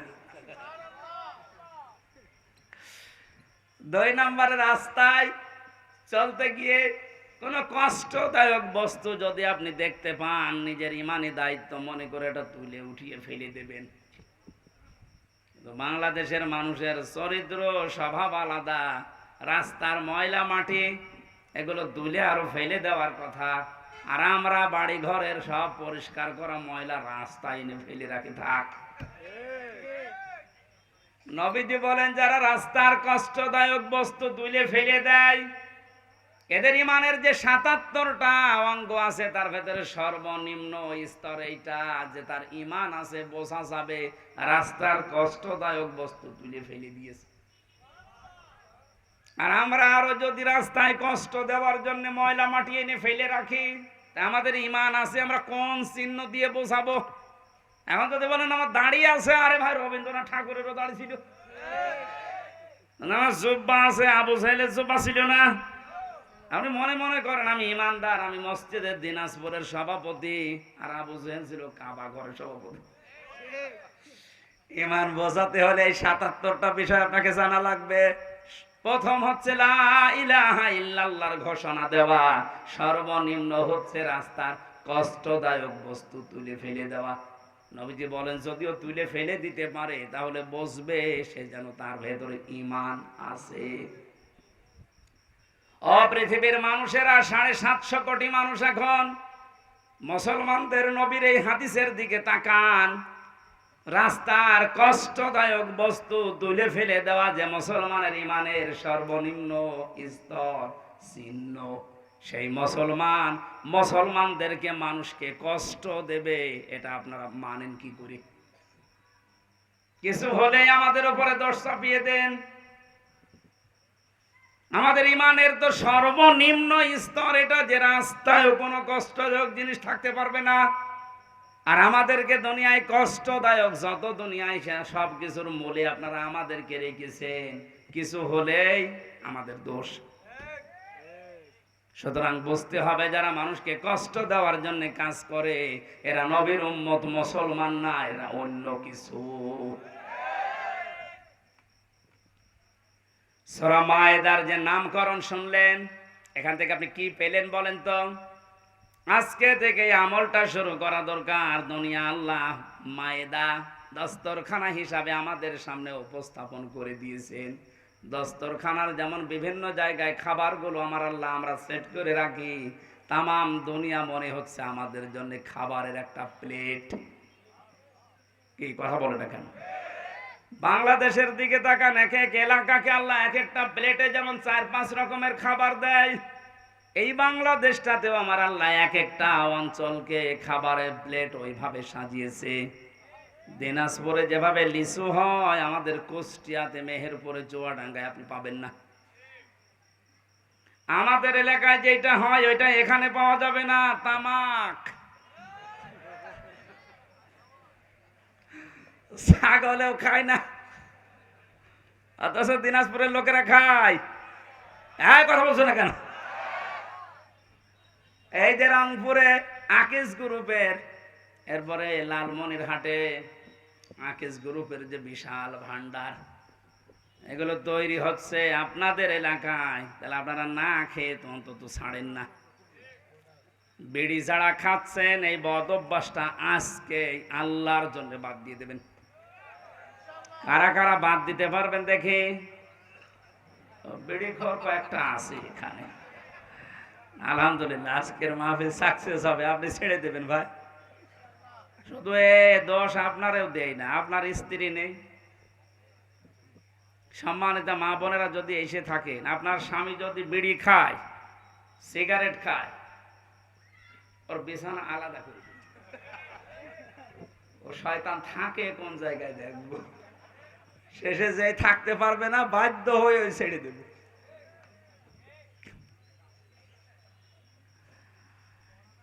এবার আল্লাহ পাক আমাদেরকে যেটা শুনিয়েছেন, কান খাড়া করে শোনেন। ওয়াতলু আলাইহিম নাবা আবনাই আদম বিল হক।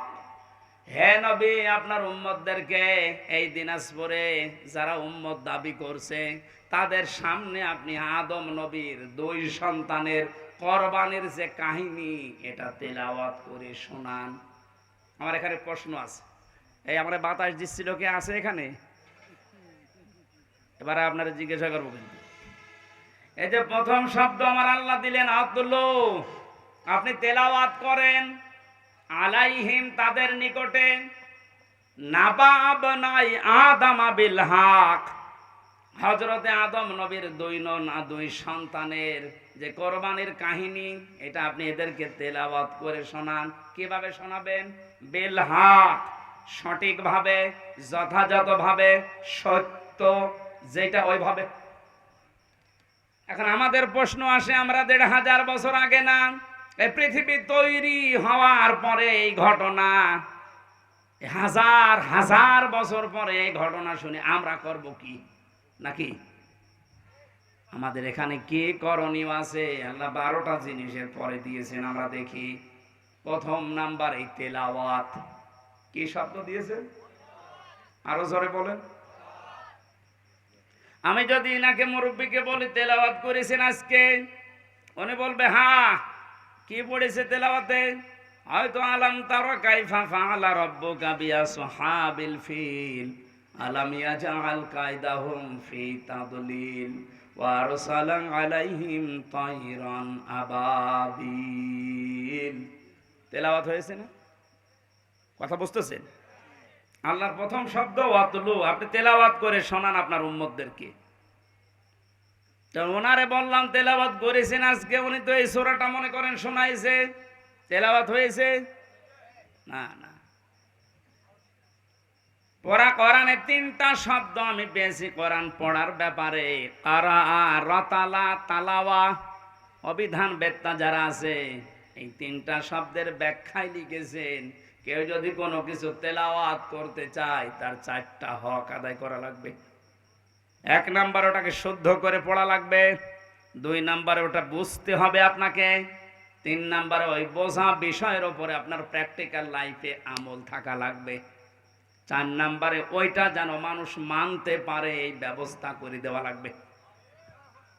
তাহলে অনেকে শুদ্ধ করে হয়তো তেলাওয়াত করেছে। 2য় নম্বরটা, এই কথা বলে না কেন? নেই। 3 নাম্বারটা, যতটুকু পড়েছে অতটুকু ওনার প্র্যাকটিক্যাল লাইফে থাকবে। উনি তেলাওয়াত করেছিল আলাম ইয়াজআল কায়দাহুম ফি তাদলিল।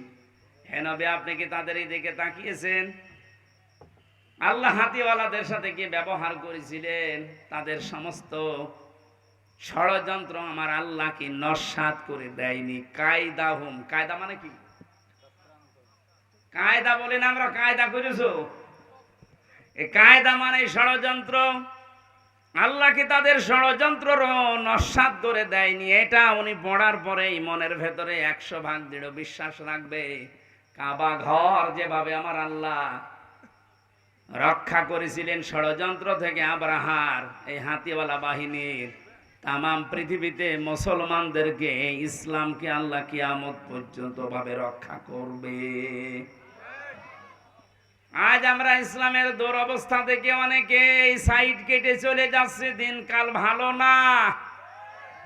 তা আপনি কি পড়লেন? কোরআনের আয়াতের উপর তো আপনার 100% বিশ্বাস এখনো আসেনি, তার মানে আপনার তেলাওয়াত হয়নি। নবীজিকে আল্লাহ বললেন আপনি তেলাওয়াত করে শোনান, তো তেলাওয়াত করলেই তার মানে আপনি বুঝবেন যে কি আল্লাহ বলতে চাই। হযরতে আদম আলাইহিস সালামের যে শরীয়ত আমরা শুনেছি, ওই সময় সন্তান হতো জোড়া জোড়া করে, আগের পক্ষের আর পরের পক্ষের একটা একটা করে তিনি বিবাহ দিতেন। যে মেয়েটাকে বিবাহ করার কথা, তাসলিমা আর আকলিমা, হাবিলের সাথে যেটা সেটা সুন্দর ছিল, কাবিলের সাথে যেটা ওটার চেহারা অত ভালো ছিল না। সেই পৃথিবীর শুরু থেকে মেয়েদের চেহারার উপরে মানুষের একটা চাহিদা আল্লাহ তৈরি করে দিয়েছে। এটা আমি বানালাম নাকি? সূরা আলে ইমরানের 14 নম্বর আয়াতে আল্লাহ দলিল দিয়েছেন, যুজ্জিনা লিন-নাসি হুব্বুশ শাহাওয়াতি মিনান নিসা। আমি ভালোবাসা, আকর্ষণ, মহব্বত এরকম কিছু তৈরি করে দিয়েছি, শোভনীয় বানিয়ে দিয়েছি তোমাদের কাছে 9টা জিনিসকে। তারা 1 নম্বরে তোমাদের স্ত্রী, মেয়ে লোক। তাহলে মেয়ে লোকের চেহারার সাথে পুরুষের আকর্ষণ এ সৃষ্টি করেছেন কে? আর জোরে। আমাদের আদি পিতা হযরতে আদমকে আল্লাহ যখন বানিয়েছিলেন, জান্নাতের ভেতরে তার সব নিয়ামত ওকে ছিল, কিন্তু মনের ভেতরে তার শান্তি কাঙ্ক্ষিত মানের পাচ্ছিলেন না। আমার আল্লাহ মনের ভাব বোঝার কারণে তন্দ্রা দিয়ে তার বাম পাঁজরের হাড় খুলে একটা নারীকে আল্লাহ বানিয়েছিলেন, হযরতে হাওয়া আলাইহিস সালাম। এটা ইবনে কাসিরে আছে। এই পৃথিবীতে 4 জন মহিলাকে আল্লাহ সবচাইতে বেশি সুন্দরী বানিয়েছেন, তার ভেতরে 1 নম্বরে আমাদের আদি মাতা হযরতে হাওয়া আলাইহিস সালাম। এত সুন্দর করে আল্লাহ দুনিয়াতে আর কাউকে বানাননি। 2 নম্বরে হযরতে বিলকিস, এত সুন্দর ছিল। 3 নম্বরে ইব্রাহিম আলাইহিস সালামের প্রথম স্ত্রী হযরতে সারা। 4 নম্বরে ইউসুফ নবীর স্ত্রী হযরতে জুলাইখা। যদিও অনেকেই কেউ কেউ হযরতে ফাতেমাতুজ জোহরার কথা জানিয়েছেন, কিন্তু আগের 4টাই প্রসিদ্ধ। হাওয়া আলাইহিস সালাম, বিলকিস, সারা, জুলাইখা। এত সুন্দর করে আমার আল্লাহ তাদেরকে বানিয়েছেন, কিয়ামত পর্যন্ত অত সুন্দরী মানুষ আর আসবে না। পরিমণিত কি কিছুই না, কারণ ওরে তো সরাসরি আমি জেলখানার পাশেই দেখেছি।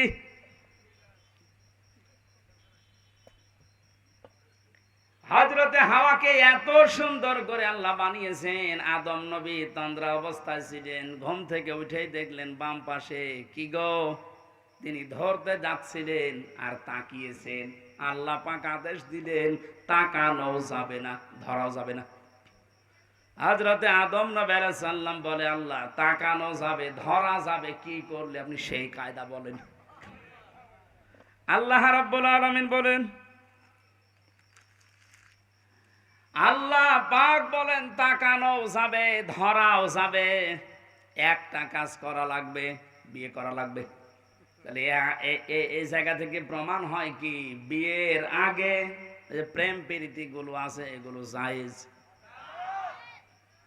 অনেকে প্রেমিকার মাথায় হাত দিয়ে বলে, আল্লাহর কসম আমি তোরে ভুলে যাব না, অথচ পুরাটাই হারাম। বিয়ের আগে ওর মাথায় হাত দেওয়া জায়েজ আছে? কথা বলে না কেন? না, এলাকায় প্রেম প্রীতি বন্ধ হয়ে গেছে। প্রেম প্রীতির বন্ধন নামে সিনেমা তৈরি হচ্ছে। আদম নবী আলাইহিস সালামকে আল্লাহ বললেন বিয়ে করতে হবে, উনি বলছে আমি রাজি। এই দেশের যুবক যারা আছে, আমার মনে হয় ওরা যদি পৃথিবীর কোন ফরজের খবর না রাখে, বিয়ে করা ফরজ এটা জানে না। সন্তান যাদের আছে প্রাপ্তবয়স্ক, রিজিকের দিকে আপনি না তাকিয়ে তার বিয়ে দিয়ে দেবেন। বিয়ে করলে যে সমস্ত উপকার গুলো আছে আপনি এগুলো টের পাবেন না। আপনি মনে করছেন না আজকে একটা ফেসবুকে একটা স্ট্যাটাস দিয়েছে এক মহিলা, বলছে আমি প্রতিষ্ঠিত হব, দরকার হয় বুড়ি হব, তারপরে বিয়ে করব। আল্লাহ যৌবনকে ভোগ করার জন্য যে সময়টুকু দিয়েছেন, এই সময় পার হয়ে গেলে আপনার দিকে তো কেউ তাকাবে না। এই জন্য মেয়েদের শুকরিয়া আদায় করা দরকার পুরুষের এই যৌন চাহিদাকে। এটা আছে বলে আপনি আজ এত দামি। কথা বলেন। পুরুষের এই চাহিদাকে যারা মর্যাদা দাম দিতে চায় না, সেই পরিবারগুলোতে আমরা দেখতে পাই এরা পরকীয়া প্রেমে লিপ্ত হয়। আপনি মুরব্বী মানুষের শুধু বুঝবেন না,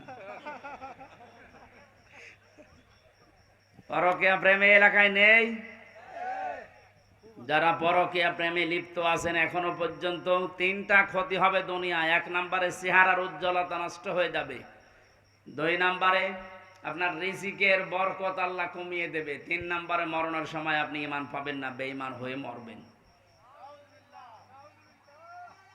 নাউজুবিল্লাহ বলে শেষ করে দিচ্ছেন, আর কিছু করবেন না।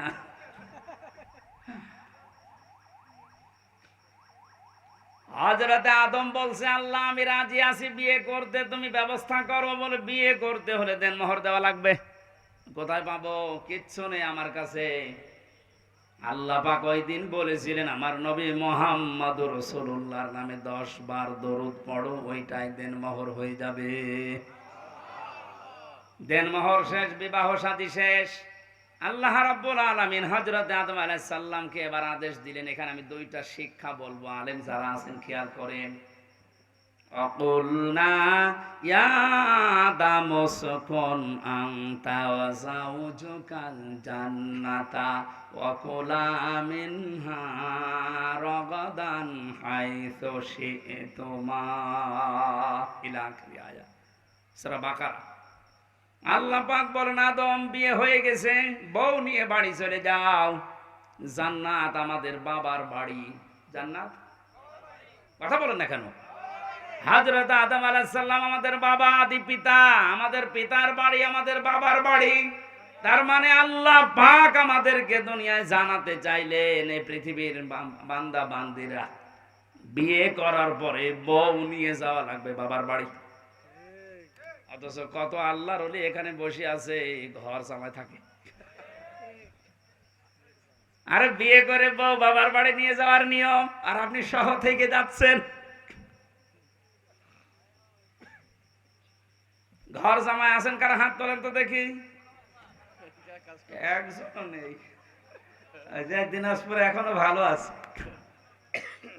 আয়াতের দ্বিতীয় নম্বর কথা ছিল, খেয়াল করেন, কোরআনের প্রতিটা শব্দ শিক্ষামূলক। আল্লাহ বলতেন জান্নাতে যাও, তোমার স্ত্রীকে নিয়ে তোমার বাড়িতে চলে যাও। আনতা ওয়া যাওজুকাল জান্নাতা ওয়া কুলা, এই এক আলিফটা আনাস, ওয়া কুলা। আল্লাহ দ্বিবচন দিলেন কেন? আল্লাহ পাক আনতা ওয়া কুলা দিতে পারতেন না? তুমি তোমার বাড়িতে যে নিজে আগে খাবা, মরণের খাওয়া, এরপরে বউকে খাওয়াবা না। আল্লাহ একবারে কোলা দিয়েছেন, আংতা দেয়নি। আল্লাহ বলেন যে পরিমাণের খাবার, যে মানের খাবার, যেরকম দামি খাবার তুমি খাবে, ওই মানের খাবার স্ত্রীকে খাওয়ানো লাগবে। আজ নারী পক্ষ, নারী স্বাধীনতা আন্দোলন, নারী বিপ্লব পরিষদ, নারী জোট, 13টা সংগঠনে দেশে মেয়েদের অধিকার আন্দোলনে কাজ করছে। অথচ মেয়েদের সবচাইতে বড় অধিকার আমার আল্লাহ দুনিয়া তৈরি হওয়ার পরেই আদম আলাইহিস সালামকে, হাওয়া আলাইহিস সালামকে দিয়ে দিয়েছে। কেন? তিনি জান্নাতের ভেতরে বলতে পারতেন না আদম তোমার বাড়ি যেহেতু মরণের খাওয়া খাও, স্ত্রীকে যতটুকু পারো দাও, না পারো না দাও, বলতে পারতেন না? অথবা নিচের খাওয়ার পরে তারপরে বাঁচলে তাকে দেবে, তারপরে আংতা শব্দ দিয়ে পরবর্তীতে স্ত্রীর নাম দিতেন সাউজন। ওই আল্লাহ তো একবারে কোলা দিলেন। ও তামাম পৃথিবীর নাস্তিক, মোরতাদ, বেঈমান, উল্টা পাল্টা নারীদেরকে বসিয়ে ইসলাম বিদ্বেষী যারা বানাতে চান, আল্লাহ পাক মেয়েদেরকে যে অধিকার দিয়েছে কিয়ামত পর্যন্ত আপনি দিতে পারবেন না। সুতরাং মেয়েরা ওদের কথা শুনে রাস্তাঘাটে নেমে মিছিল করা বন্ধ করেন। ওরা আপনাদেরকে ভোগের বস্তু বানাতে চায়, আর আল্লাহ পাক আপনাকে এই পৃথিবীর ময়দানে দামি বস্তু বানাতে চায়। তাহলে আমাদের উচিত হচ্ছে আদম আলাইহিস সালাম আমাদের জাতির পিতা, জান্নাতে যাবার পরে আল্লাহ বললেন সাবধান, নিজে খাবে, স্ত্রীকেও খাওয়াবে, ওই মানের পোশাক, ওই মানের খাবার।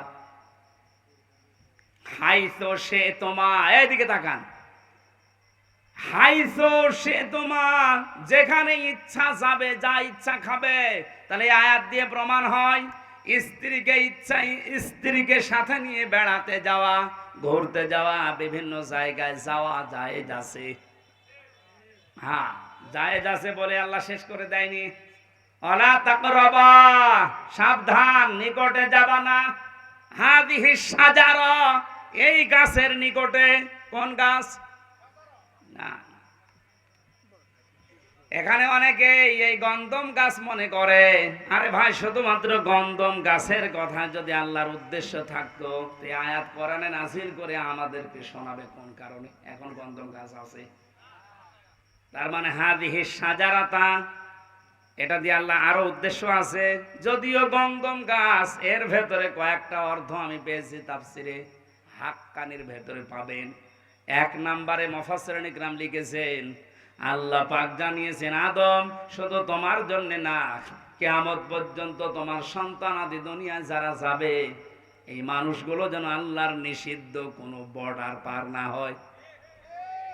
স্ত্রীকে নিয়ে খাবে, ঘুরবে, বিভিন্ন অনুষ্ঠানে যাবে, কিন্তু যে অনুষ্ঠানে গেলে আল্লাহর বর্ডার ক্রস হয়ে যায়, যেখানে গেলে আল্লাহর বিধান পালন করা যায় না, ওই রকম অনুষ্ঠানে বউ নিয়ে যাওয়া যাবে না।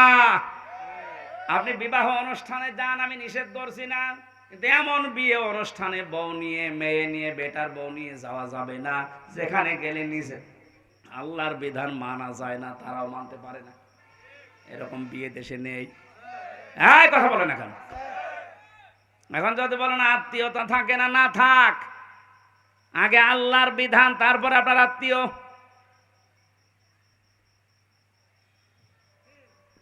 বিশ্বনবীকে আল্লাহ জানাতে বলেছেন, নবী আপনি জানান, লা তাআতা লিমাখলুকিন ইল্লা বিমাসিয়াতিল খালিক। এই পৃথিবীর ময়দানে আল্লাহ এবং রাসূলের অবাধ্য হয়ে যায় এমন কোন কাজ দুনিয়ায় কারো জন্য করা যাবে না। এটা যদি বিয়ায় না থাকে, না থাক, কারণ যে বিয়ায় জাহান্নামে নিয়ে যাওয়ার কারণ হয়ে দাঁড়াবে, ওইরকম বিয়ায় থাকার চাইতে না থাকা ভালো। আয়াত থেকে যে কয়টা শিক্ষা পেয়েছেন, প্রথম শিক্ষা কি? বিয়ে করে বউ বাবার বাড়ি নিয়ে যাওয়া লাগবে। 2 নম্বরে যা খাবেন, যে মানের খাবার, ওই মানের খাবার তাদেরকে দেওয়া লাগবে। এক কথা বলেন না কেন? যেই মানের ঘরে থাকেন, ওই রকম মানের ঘর তাদের ব্যবস্থা করা লাগবে। যেই মানের কাপড় আপনি পরেন, ওই মানের কাপড়ের ব্যবস্থা তাদের করা লাগবে। এরপরে তাকে নিয়ে মাঝে মাঝে ঘুরতে যাওয়া, আনন্দ করা। কিন্তু এমন জায়গায় ঘোরা যাবে না, এমন অনুষ্ঠানে যাওয়া যাবে না যেখানে গেলে আল্লাহর বিধান মানা যায় না।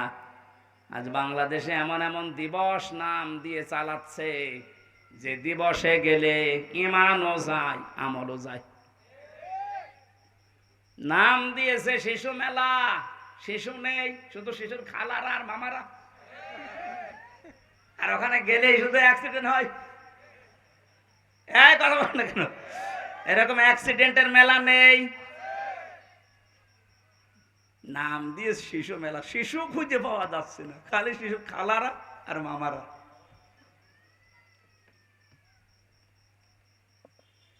আমার ভাইরা, এই জন্য এমন কোন অনুষ্ঠানে, এমন কোন জায়গায় বউ নিয়ে আপনি যেতে পারেন না যেখানে গেলে আল্লাহর বর্ডার ক্রস হয়ে যায়, নিষিদ্ধ জায়গা হয়ে যায়।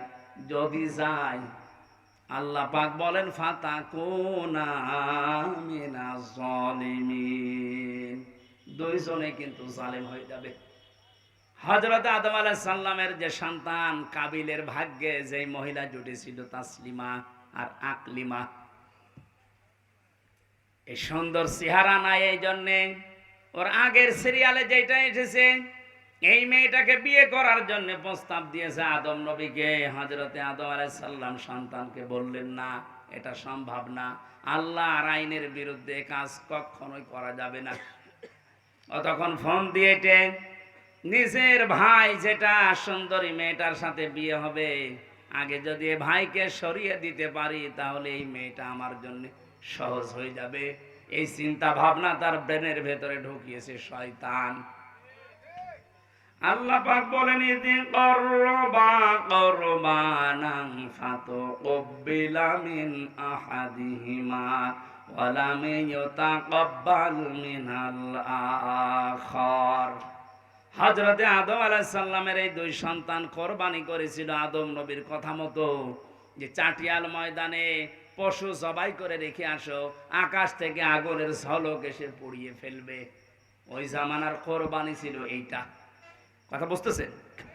হযরতে আদম নবীর ওই জামানার শরীয়ত ছিল এরকম, আপনি কোরবানি জবাই করে রেখে আসবেন চাটিয়াল ময়দানে, আকাশ থেকে আগুনের ঝলক এসে পুড়িয়ে ফেলবে, তাহলে বুঝবেন আপনার টাকা হালাল, ওইটা কবুল হয়েছে। আর যারটা পোড়াবে না, অভাবে থেকে যাবে, তার বুঝতে হবে টাকার ভেতরে দুই নাম্বারই আছে। আমার মনে হয় এই শরীয়ত যদি আজ বাংলাদেশে থাকতো, কত মানুষ যে ধরা খেত আল্লাহ ভালো জানে। এই জন্য যারা অবৈধ ইনকাম করে, যাদের টাকা পয়সা হালাল না, সুদের টাকা, ঘুষের টাকা, মানুষ ফাঁকি দেওয়া টাকা, জেনে শুনে তাদের সাথে কোরবানি করা জায়েজ নেই। যদি কেউ করে জেনে শুনে, তাহলে আপনার হালাল টাকার কোরবানি হবে না। নাকি মাসলা বলা ভুল হয়ে গেল? এই এলাকায় এসব আছে। আপনি কোরআনে যত জায়গায় কোরবানি শব্দটা পাবেন, দেখবেন তার আগে আল্লাহ নামাজের কথা দিয়েছেন, ওলে ইন্না সলাতি ওয়া নুসুকি। এই যে সলাতি ওয়া নুসুকি, নুসুক শব্দের অর্থ তিনটা। এক নম্বরে কোরবানি, দুই নম্বরে হজের ক্রিয়াকলাপ, তিন নম্বরে ইবাদত বন্দেগী। আপনি এক নম্বরে ধরেন কোরবানি দেওয়া, আল্লাহ আগে নামাজ, এরপরে কোরবানি দিয়েছেন। ফাসাল্লি লিরাব্বিকা ওয়ানহার, আপনি রবের নামে নামাজ পড়েন, এরপরে কোরবানি দেন। এখান থেকে মাসলা বের হয়, যারা নামাজ পড়ে না তাদের সাথে কোরবানি করা জায়েজ নেই। এলাকায় করেন কেউ, আপনারটাও হবে না। হযরতে আদম নবীর শরীয়ত যদি এখন থাকতো, কত বড় বড় হাসি সে ধরা খেত আল্লাহ ভালো জানে, আমরাও ধরা খেতাম। কারণ আজ হাজারো মানুষ কোরবানি দিচ্ছে, আজ 50টা আকিস গ্রুপে কোরবানি দেবে, আমার মনে হয় কয়েকশো। টাকা যদি রিকশা চালকের মতো হালাল ইনকাম করে কোরবানি দেওয়া লাগতো,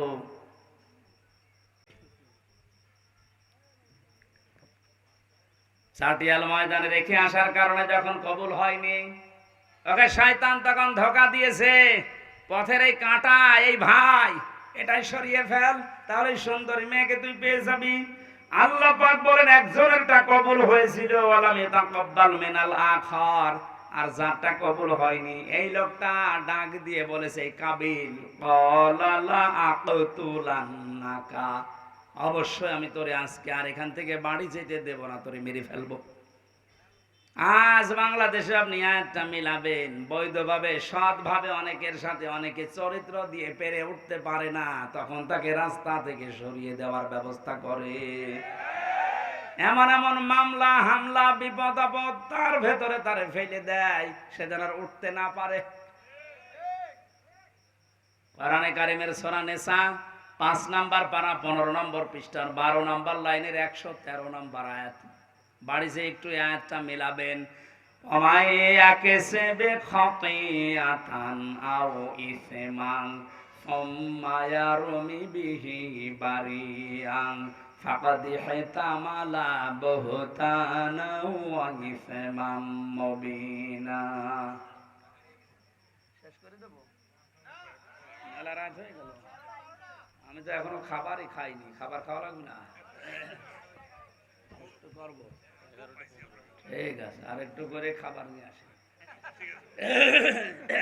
খাবার খাই দেয় আবার শুরু করবে।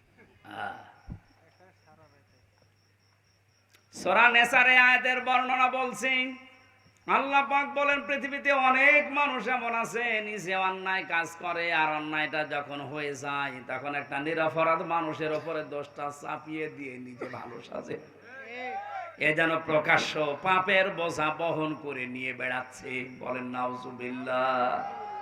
ও পৃথিবীর মুসলমানেরা, আল্লাহ যদি চর্মচোখে পাপের বোঝা দেখার মতো সুযোগ আমাদেরকে দিত, এদেশে আজ হাজারো ভদ্রলোক নামে যারা, এরা রাস্তায় বের হতে পারতো না।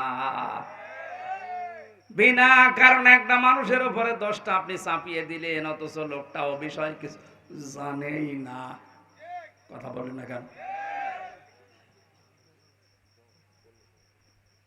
আল্লাহ তুমি আমাদেরকে বোঝার মতো রকম ঈমান এবং যোগ্যতা দান করো, বলেন আমিন। জীবন চলে যাবে, নিরপরাধ কোন মানুষকে আমরা যেন না ফাঁসাই। আপনি ওরে ফাঁসিয়ে ওর ক্ষতি করতে পারেননি, নিজে পাপের বোঝা আপনি বহন করে নিয়ে বেড়াচ্ছেন। হয়তো আজ আমাদের ওই চোখ নেই, তা আমরা দেখতে পাচ্ছি না। সাদা ধুতি পরে সুন্দরভাবে গোসল করে গোপ দাড়ি কেটে একেবারে ফেরেশতার মতো লাগতেছে আপনাকে। আপনি যে কাজ করিয়ে এসেছেন, এটা যদি সত্যি শরীরে লেখা থাকতো, আল্লাহ শুধু সাত্তার নামের ওসিলায় আপনার শরীরে এই গুনাহটা লিখে দেয়নি। উনি যদি সাত্তার নাম না নিত, তাহলে আমরা যে যে অপরাধ করি ওইটা আমাদের শরীরের বিভিন্ন জায়গায় লেখা থাকতো, রাস্তায় বের হওয়া যেত। দিনাজপুর বাসে যখন ওটা কবুল হয়নি, তখন হাত বাড়িয়েছে, আমি তোকে মেরে ফেলবো। যাকে মেরে ফেলার জন্য হুমকি দিয়েছে হযরতে আদম নবীর সন্তান হাবিল, এ কিন্তু আর হাত উত্তোলন করেনি মেরে ফেলার জন্য। তিনি একটা কথা শুনিয়েছিলেন ভাইকে। আজ আমরা যারা একামতে দিনের সাথে আছে, এদেশে ইসলাম কায়েম হোক, এই নেশা এই পেশা নিয়ে ঘুরি, তাদের ওই একই কথা। এত অত্যাচার, এত জুলুম, এত নির্যাতন সহ্য করার পরও আমরা পাল্টা আক্রমণ করি না। আমরা আদম নবীর সন্তান হাবিলের মতো এই কথাই বলি, ক্বালা ইন্নামা ইয়াতাকাব্বালুল্লাহু মিনাল মুত্তাকিন। হে ভাই কাবিল, তোমারটা কবুল হয়নি, এজন্য তুমি আমাকে মেরে ফেলতে চাও। আমি তোমাকে মারার জন্য হাত বাড়াবো না, তোমাকে মেরেও ফেলতে চাইবো না। ভালো করে শুনে রাখো, আল্লাহ পাক কিন্তু মুত্তাকি যারা, তাদের কুরবানি দুনিয়ায় কবুল করে থাকেন। এই আয়াত দিয়ে প্রমাণ হয় সামনে কুরবানি কবুল হবে শুধু বাংলাদেশে তাদের, যে মানুষগুলো দুনিয়ায় মুত্তাকি। মুত্তাকি কি? আল্লাহকে ভয় করে, এই কথা আমরা সবাই জানি। মুত্তাকি না, পৃথিবীতে মুত্তাকি হওয়ার জন্য সবচাইতে সুন্দর যে সংজ্ঞাটা আমার ব্রেনে এসেছে, আমি দেখতে পেয়েছি, পৃথিবীতে যেখানে যার যেই দায়িত্ব, ওই দায়িত্বটা সঠিকভাবে পালন করার নাম হচ্ছে মুত্তাকি। এটা আজ বাংলাদেশের মানুষ যদি বুঝে ফেলতো, এদেশের কুরবানি সবারটা কবুল হয়ে যেত। যে যেখানে আসি ওই জায়গায় আমার দায়িত্ব কি আমি পালন করব। দুনিয়ায় একদিকে চলে গেলেও আমি পালন করব। এখানে আমি যখন বসি, এই চেয়ারটা আমার জন্য একটা আমানত। এটা কি কি হবে কি হবে না, ওদিকে ভাবার সময় কোরআনপন্থী লোকদের থাকে না। কারণ আমি মুত্তাকি, আমার এই দায়িত্ব, এই আমানত আমি পালন করবই। আজ 48,000-এর উপরে পীর এই দেশে, লক্ষ লক্ষ আলেমেরা, আজকে যদি এই দায়িত্বটা সত্যি পালন করতে পারতাম, আমার মনে হয় এই দেশে অবৈধ কাজ করার পরে মানুষের একটু অনুশোচনা হলেও আসতো। শুধু জুলুম করার কারণে যারা দায়িত্বে আছে, ওরাই আল্লাহর দরবারে দাঁড়াবে মনে করছেন? এই দেশের হাজার হাজার আলেম, হাজার হাজার মসজিদের ইমাম, খতিব, বক্তা, এরা আল্লাহর দরবারে আসামির কাঠ গড়ায় দাঁড়ানো লাগবে। ধোঁকা দিয়ে বোকা বানিয়ে আপনি জাতিকে পাগল করতে পারেন, আল্লাহ পাগল হবে? দিনাজপুরবাসী এবার একটা 9টা ব্যাখ্যা এই মুত্তাকির আছে। আমরা একটা একটা করে বলি নাকি? না, আপনাদের মনে হয় এরকম আগ্রহ আর নেই। আগ্রহ আছে যে বারবার ডিস্টার্ব করছে, কিছু বলছেন না। এই যে বারবার 2বার দিল, বলে টাকা তোলেন, টাকা তোলেন। টাকা আমি তুলতে পারি? টাকা তোলার জন্য তো কিছু হাওয়া দেওয়া লাগে, দেশে হাওয়া পাবো কোথায়? ব্যাগ দিতে বলছে। এই মাহফিল এইভাবে হয় না। আপনারা কি করছেন? আমার তুললেন 9:45-এ। এ পর্যন্ত আপনারা যদি কালেকশনে ঠিক করতে না পারেন, আমি তো বললাম যে এগুলো পারি না। হ্যাঁ, যারা নিয়ে যাচ্ছে, যারা দেওয়ার জন্য নিয়ে এসেছিলেন ওগুলো আর বাড়ি নিয়েছে না, বিপদে পড়বেন, দিয়ে যান। আপনার অন্তত একটা টাকা হলেও যেন এই অনুষ্ঠানে থাকে। এই যারা যাচ্ছে একটু দেন তো, 2-4 মিনিটের ভেতরে আমরা যাব, এখন অনেক কথা বাকি। শেষ করে দেব। এই শোনেন, আমি জেলখানায় থাকাকালীন যে 2টা বই লিখেছিলাম, ও বই আছে আপনাদের কাছে? যে দাম্পত্য জীবনে মানুষের যে কলহ, ঝগড়া, ফ্যাসাদ, এগুলো মেটাতে হয় কি কিভাবে, আমি ওখান থেকে টুকে টুকে রেখেছিলাম। কারণ ওখানে আলেমদের কাছে ছিলাম, 76 জন আলেম ছিলাম এক জায়গায়, মাওলানা মামুনুল হক সহ বড় বড় আলেমরা ছিল। আমি বাইরে এসে 2টা বই ওইভাবে লিখেছি, দাম্পত্য জীবনের কলহ এবং তার সমাধান, প্রায় 19টা দেওয়া আছে। এখানে আছে, এই যে গাড়িতে আছে কয়টা, 50টার মতো মনে হয় নারীদেরটা, ওটা নিয়ে যাবেন। আর পুরুষেরটা কয়েকটা আছে, ওটা যে উপহার দেবেন মেয়েকে, বউকে, ফুফুকে, মাকে, মেয়েদের আগে দেবেন। পুরুষের জন্য একটা আছে, অত আমি তো আজকে এসেছি ট্রেনে, এই জন্য আনতে পারি না, কয়েকটা আছে, নিয়ে যেন, কাজে লাগবে। পরকীয়া প্রেম থেকে মুক্ত হবে আমাদের পরিবারগুলো ইনশাআল্লাহ। যারা গেছে কি কই, মানুষ তো দেখি না, টাকা পয়সা যারা নিয়ে এসেছেন একটু বের করেন, বের করে যারা দিচ্ছে ওনাদের সাথে মিলে দিয়ে দেন, দেন একটু তাড়াতাড়ি। সুবহানাল্লাহ, আলহামদুলিল্লাহ, লা ইলাহা ইল্লাল্লাহ, সুবহানাল্লাহ, আলহামদুলিল্লাহ, লা ইলাহা ইল্লাল্লাহ। কালকে একটা মাহফিল ছিল আমার সৈয়দপুরে, কিন্তু ওটা যে বন্ধ হয়ে গেছে আমি এখন জানি না, আজকে জানলাম। আমার বন্ধু মাওলানা মাহফুজুর রহমান, ওনার দিনাজপুরে আন-নুজুম একাডেমি আছে একটা, দিনাজপুর শহরে, ওখানে একটা সেমিনার আছে মনে হয় কালকে। কয়টায়? বিকাল 4টা থেকে 5টা পর্যন্ত 1 ঘন্টা আমি কথা বলবো ইনশাল্লাহ, যদি সময় পাই। আপনাদের মনে হয় সাধারণ মানুষের জন্য না, না এটা সবার জন্য উন্মুক্ত না, মনে হয় আলেমদের জন্য। যারা আলেম আছে এলাকাতে এবং এর প্রচার হচ্ছে আশপাশে, অন্তত আলেম যারা আছেন কালকে আসবেন। দিনাজপুর শহরের আন-নুজুম একাডেমি, কোন জায়গাটা?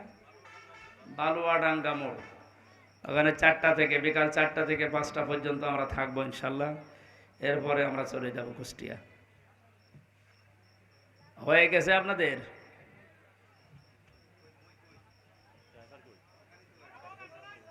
ওই যে গাড়িতে আছে পেছনে, এখানে নিয়ে আসেন, এখানে নিয়ে এসে যারা নিতে চায় নিয়ে বাড়িতে যে অবশ্যই তাদেরকে পড়াবেন। উল্টাপাল্টা নভেল নাটক না না পড়ে এটা পড়াবেন একবার। আমার মনে হয় যতটুকু বিশ্বাস, এর ভেতরে যত তথ্য আছে, পড়াটা পড়তে পারলে অনেক গোনা থেকে বেঁচে থাকতে পারবে মহিলা। পুরুষের জন্য একটা আছে মনে হয় কয়েকটা, আর মেয়েদের জন্য বেশি আছে, ওটা নিয়ে জানা। আমি কাল একসঙ্গে কথা বললে মানুষেরা হুজুর ওয়াজ করেন রাত 12টা পর্যন্ত মরে যান, আমি যখন খাইনি সেদিকে খেয়াল নেই, তো টাকা দিতে চাই না। সুবহানাল্লাহ, আলহামদুলিল্লাহ, লা ইলাহা ইল্লাল্লাহ। আপনাদের এলাকাতে ওই যে মাওলানা হারুনুর রশিদ দিনাজপুর ভার্সিটি দানেশ বিশ্ববিদ্যালয়ের পেছনে বাড়িয়েছে, এটা আমাদের বিশ্ববিদ্যালয় ছিল। ও মাওলানার মাধ্যমে এই এলাকাতে আসা হয়, দিনাজপুর, ঠাকুরগাঁও, পঞ্চগড় আশপাশ জেলাতে অনেক অনেক দাওয়াত নিয়েছে, ও জানে। যেখানে আছে ওখানে যাবেন, আমরা সাবজেক্ট আকারে কথা বলবে, যেহেতু সামনে কোরবানি, এই জন্য বিষয়টা একটু টাচ দিলাম। 12টা শিক্ষা আল্লাহ আয়াতের পরবর্তীতে আদম নবী আলাইহিস সালামের সন্তানদের মাধ্যমে তাম পৃথিবীর মানুষদেরকে দিতে চেয়েছিলেন। রক্তপাত করা, তাম দুনিয়া যারা মানুষকে আজ হত্যা করছে, এই হত্যার একটা একটা করে গোনা ওই কাবিলের আমলনামায় যেতে আছে। এখানে অবৈধ হত্যার জন্য কি নেমে আসে, একটা মানুষকে বিনা কারণে মেরে ফেললে তাম দুনিয়ার মানুষকে হত্যা করার শামিল হয়। কাউকে বেঁচে থাকার অবলম্বন তৈরি করে দিলে তাম দুনিয়ার মানুষকে বেঁচে থাকার মতো সওয়াব হয়। এই সমস্ত কথাগুলো একটা একটা করে ছিল, আমরা ব্যাখ্যা করতে পারলে ভালো হতো। প্রচন্ড গরমে আসলে এভাবে কথা বলা উচিত না, আর আমার শরীর কণ্ঠ স্বাভাবিকই হচ্ছে না। জেল থেকে বের হয়ে এত কিছু করছে, কিন্তু স্বাভাবিক হতে পারছি না। আমার মনে হয় কিছু খাওয়িয়েছে কিনা আল্লাহ জানে। হ্যাঁ, এত ডাক্তার দেখা, এত ঔষধ, কিছুই হয় না, শরীরই ভালো হয় না। ভেতরের খাবারও ভালো ছিল না, আর প্রত্যেকটা খাবারে তেঁতুল দেয়, তো তেঁতুল দিলে নাকি মানুষের শরীর আস্তে আস্তে দুর্বল হয়ে যায়। এই জন্য শরীর যে একবার বসে গেছে আর উঠতে চাচ্ছে না। আমরা শীতের সময় আসবো আবার আপনাদের এলাকায়, ওই নভেম্বর ডিসেম্বর জানুয়ারি ফেব্রুয়ারি 4 মাসে আবার আসবো এলাকায়। আমিন, আল্লাহুম্মা আমিন।